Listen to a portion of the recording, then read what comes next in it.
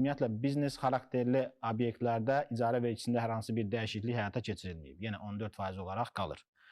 İnsanların, fiziki şəxslərin bir-birinə verdiyi əmlakların icarəsində isə bəli, 14% idi, oradan 10%-ə düşürüldü.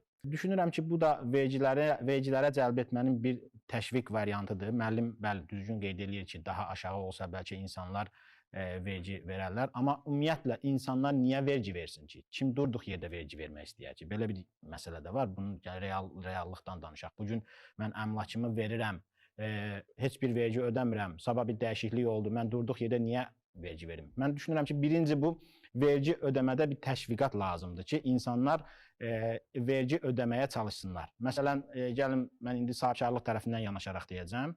DSMF vergilərində, məsələn, bəzi əvvəlki illərdə bəzi dəyişikliklər həyata keçirildi. Elə idi ki, əvvəl şirkətin hesabına ödənən total 30% DSMF vergiləri var idi, məsələn. Burada şirkətin hesabına ödənən məbləğ lap çox idi, yəni heç bir şirkət işçini rəsmi işə götürmək tərəfdarı deyildi.